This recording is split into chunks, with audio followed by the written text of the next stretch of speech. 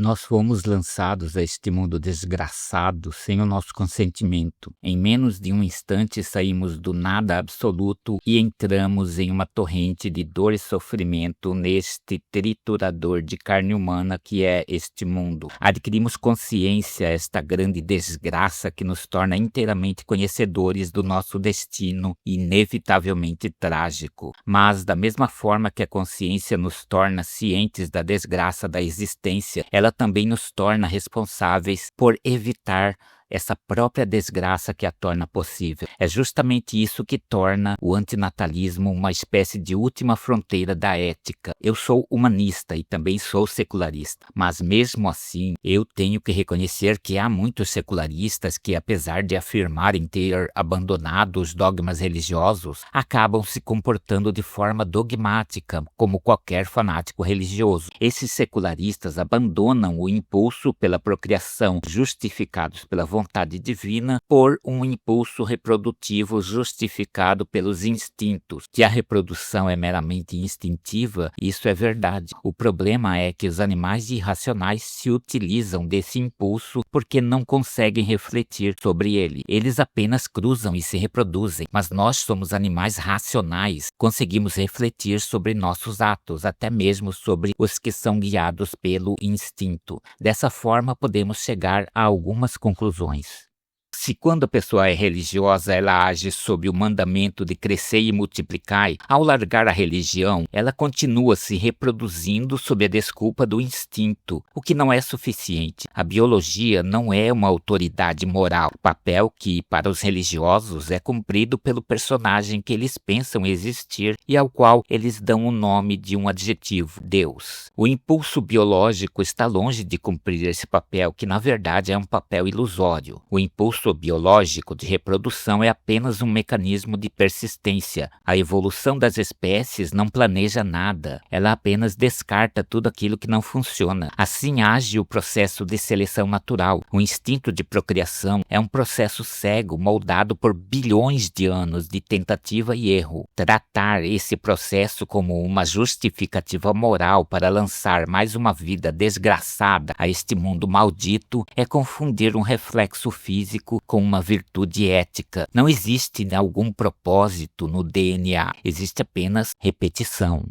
Quando escolhemos nos reproduzir, damos início à produção do projeto de cadáver que chamamos de filho. Passa-se da mecânica fria, da meiose e da fertilização, que são apenas danças de proteínas e eletricidade, para o fardo insuportável da consciência. O desgraçado casal que teve a infeliz ideia de ter filhos produz o hardware biológico que está condenado a rodar um software complexo que é o desgraçadíssimo fenômeno da autoconsciência em um universo hostil e violento que não oferece manual de instruções para aquele hardware que acaba de ser produzido. Muitos antinatalistas, até creio que seja a maioria, assim como eu próprio, costumam dizer que gostariam de nunca ter nascido. Mas como obter consentimento de algo que não existe ainda? Por isso eu não culpo os meus pais. Eles agiram meramente por instinto quando me trouxeram para este mundo desgraçado. A imensa maioria dos casais que resolve ter essa maldita ideia, essa pestilenta ideia de trazer um projeto de defunto para este universo desgraçado e violento, este universo completamente hostil à vida, cheio de radiação cósmica,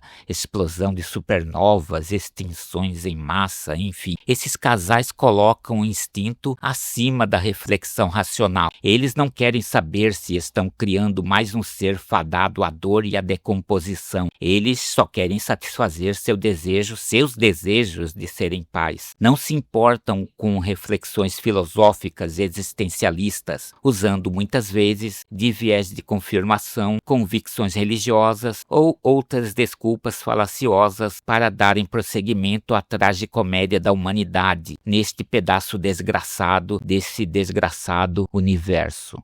Os casais ficam muito felizes com aquele pedaço de carne que eles trouxeram ao mundo. Não possuem a menor consciência de que condenaram aquele ou aquela infeliz à morte e, antes disso, ao sofrimento e à dor física e mental. Sem ter a mínima consciência de que a vida é um jogo perdido, os pais lançam aquela desgraça que eles chamam de filho a um jogo que não possui regras fixas e no qual a derrota é a única certeza. E o pior de tudo é que esse jogador nunca pediu para jogar esse jogo extremamente desagradável que é o jogo da existência. Agora vamos falar um pouquinho sobre ética. Vamos citar indiretamente um pressuposto do filósofo David Benatar. Todo mundo, seja natalista ou seja antinatalista, considera eticamente moral o dever de evitar a dor. Não fazemos mal a um semelhante porque não gostaríamos que alguém nos fizesse mal também. Da mesma forma, proporcionar prazer a quem não existe não é necessidade. Se você não cria um ser, ele não sente falta do prazer, pois ele não vai sofrer privação. Mas, ao trazê-lo a este mundo, você garante que esse ser não apenas vai sentir privação de prazer, como sentirá inevitavelmente a dor e o sofrimento. A condição de trazer um filho ao mundo para que ele conheça os prazeres que este mundo pode proporcionar é uma justificativa não apenas fraca, como também imoral, pois nenhum prazer que possa existir neste mundo compensa o destino trágico de morrer de câncer terminal, sentindo as dores insuportáveis de uma metástase.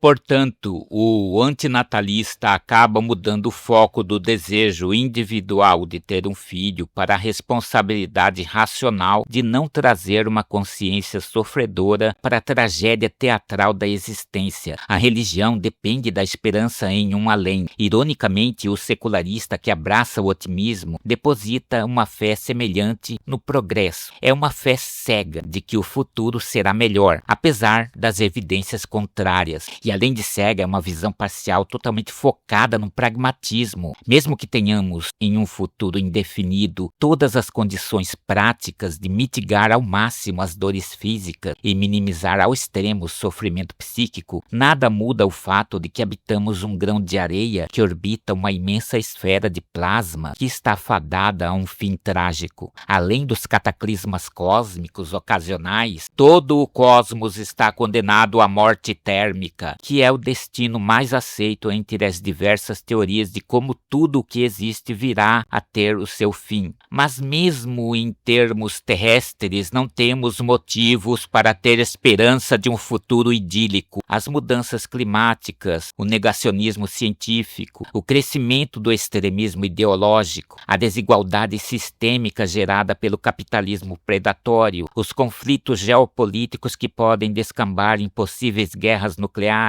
enfim, tudo isso não dá margem a nenhum tipo de esperança. Produzir um desgraçado através do ato de reprodução é condenar esse desgraçado a testemunhar todo esse cenário de destruição, estupidez, violência sistêmica e genocídio, além de ser vítima também de alguma dessas desgraças. Apostando no jogo da reprodução, ancorado na esperança de um amanhã melhor, é jogar não com as suas fichas, mas com as fichas de outra pessoa, e pior, com as fichas de uma pessoa que não pediu para participar desse jogo. Esse é um questionamento racional válido de ser feito, e é importante que seja feito sem o filtro do desejo irracional de ter filhos. Existe uma tensão muito grande entre ser um pensador crítico e ignorar o sofrimento característico da existência. Muitas pessoas que se classificam como céticas acabam exigindo evidências para tudo, o que é uma postura corretíssima, mas jamais exigem evidências para algumas ideias preconcebidas, como a de que, abre aspas, a vida vale a pena ser vivida, fecha aspas, aplicada não a elas, mas a outra pessoa. E aqui eu me refiro não apenas àqueles que ainda não existem, mas também a pessoas que estão passando por condições insuportáveis e suplicam por uma interrupção do sofrimento contínuo, como foi o caso da jovem espanhola Noélia Castilho, de 25 anos, que no dia 26 de março de 2026 finalmente teve o seu desejo atendido e parou de sofrer. Aquele que exige evidências para tudo, menos para o fato de por que os casais ignoram a real fonte do sofrimento humano, não se importam realmente com o jogo de azar da procriação. Ter um filho é a mesma coisa que jogar o jogo do tigrinho. Ninguém vai ganhar nada. Como já disse certa vez nossa querida Dilma Rousseff, vai todo mundo perder. Produzir um novo projeto de cadáver é o ato mais moralmente criminoso que um ser humano pode cometer, pois ignora a probabilidade estatística do sofrimento crônico e do declínio. A expressão máxima de compaixão que um ser humano pode ter é não cometer o crime moral de trazer um projeto de cadáver a este triturador de carne que é este universo indiferente a qualquer sofrimento e a qualquer forma de senciência. É não continuar seguindo o impulso biológico de nossos ancestrais menos letrados e menos civilizados. É a decisão afirmativa de romper conscientemente com o ciclo de sofrimento e de dor física e psíquica, perpetuado pela validação contínua do instinto de reprodução. É dizer um sonoro e gritante não ao impulso biológico que nos governou por incontáveis eras. Ser antinatalista não é ter ódio da vida, mesmo porque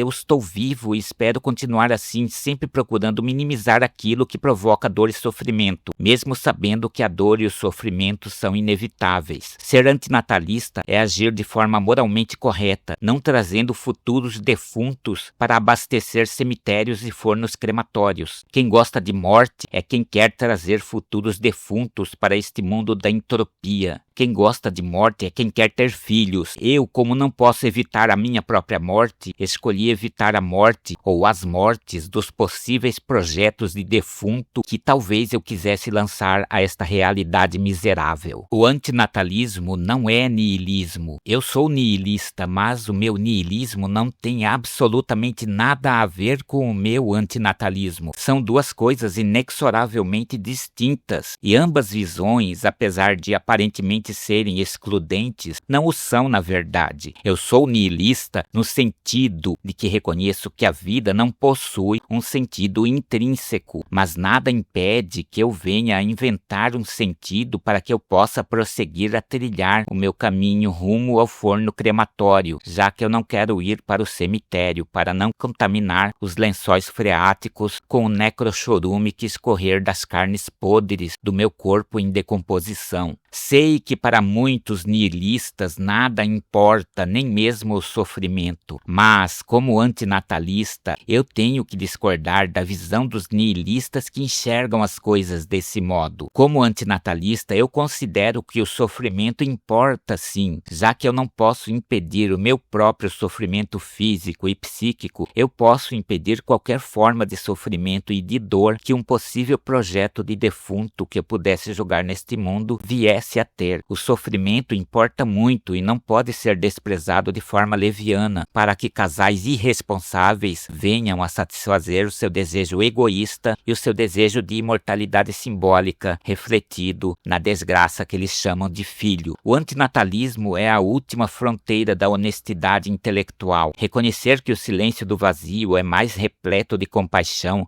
do que o grito da existência, pois a compaixão começa na ausência de necessidade.